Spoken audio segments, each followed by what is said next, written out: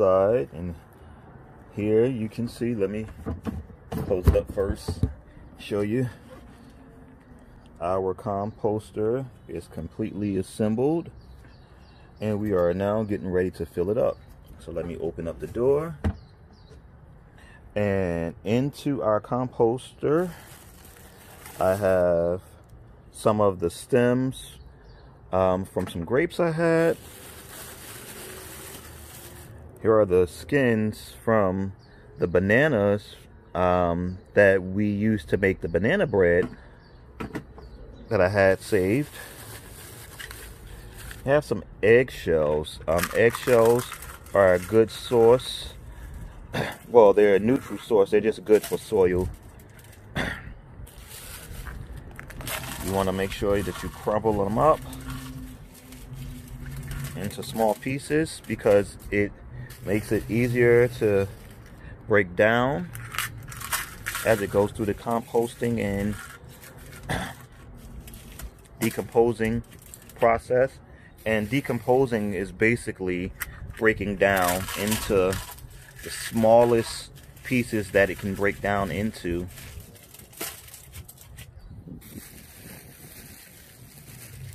I have some lemons that I zested. I'm gonna throw those in there.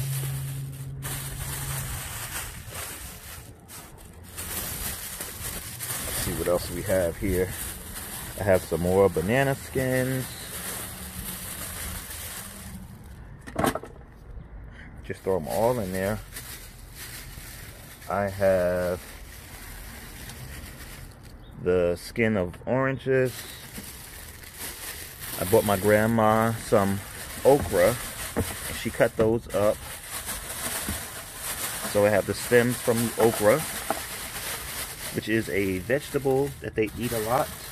Well, my grandmother eats a lot. I don't like it. It's a bit slimy, but it makes very good gumbo.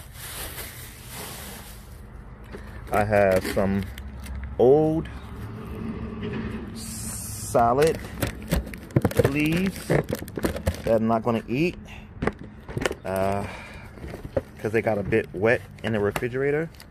So this goes in there as well. It all goes in.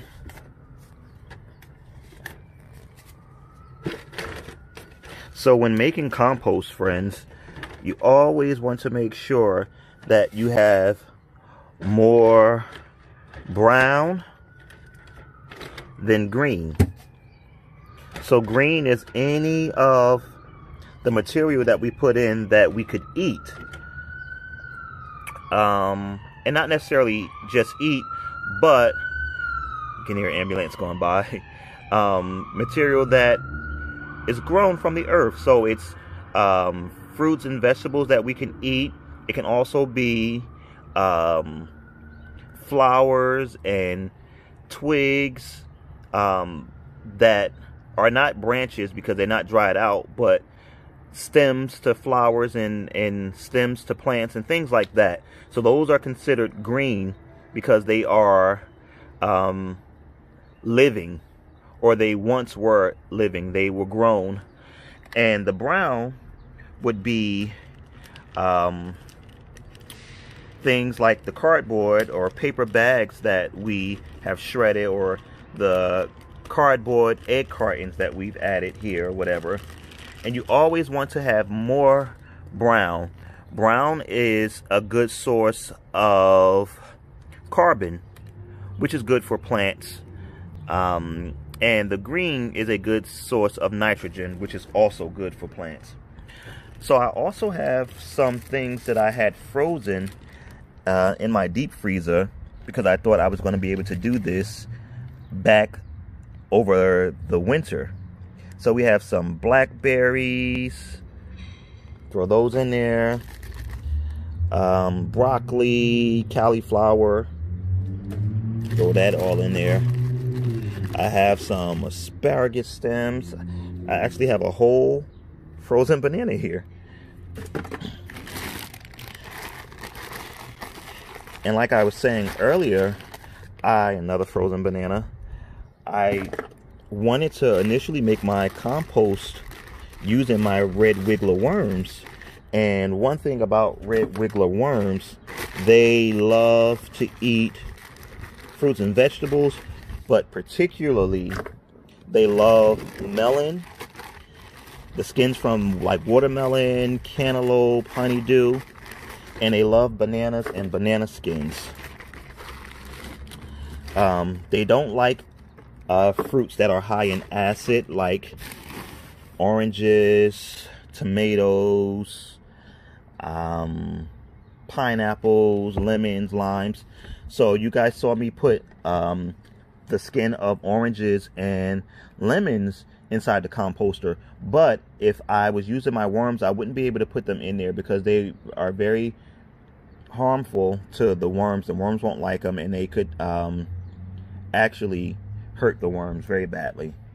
So this is our brown, or our paper bags, and our cardboard egg cartons that we soaked in water. We let them soak up all the water. You don't want to have any excess water in here. You just want your paper to be wet like a sponge. And we also have a little bit of potting soil and leaves, which help get the composting going quickly. So I'm going to add that in there. And now I'm just going to add all of our brown material, our cardboard. I'm going to hold this up so it can stay in place, so I can fill it. There we go. And I'm going to bring my bin a little further so that way I don't drop anything and I get them all in there. As you can see, there are a few flies flying around, which is okay. They smell the vegetables and the fruit, and they just want to investigate what it is. They actually help break down all the materials to make the compost. So reading the instructions on the box for this composter, it said that our compost should be ready in about 4 to 6 weeks. So we're going to come out here and we're going to check it weekly and make sure that it's doing what it needs to do. And the process of composting is basically putting all these materials inside the bin, and you spin it, you turn it around, you spin it, and it starts to heat up. And as it heats up, it starts to break down all the material until it's very, very fine, and it becomes organic matter like soil or compost, which is going to help our plants and vegetables grow in our garden. So now you can see the inside of the composter. I have everything in. I'm going to close it up.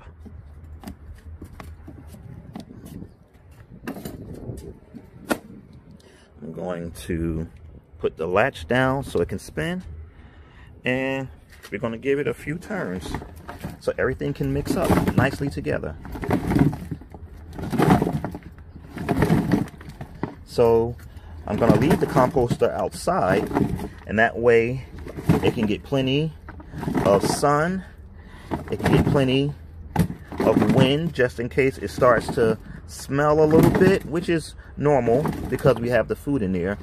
And that's why it's important that you have more brown than green. So the instructions on the box say that you should have 3/4 or 75% brown material and 1/4 or 25% of the green material. So I think this is about good for our spinning. And there we have it. We have started our first composting bin, and we'll be back out again weekly to turn it and make sure that it's breaking down and it's getting enough air and sunlight as possible to speed up the process. I hope you all are excited and happy about the project as I was, and we are going to see this as it unfolds. Thank you so much. Stay tuned.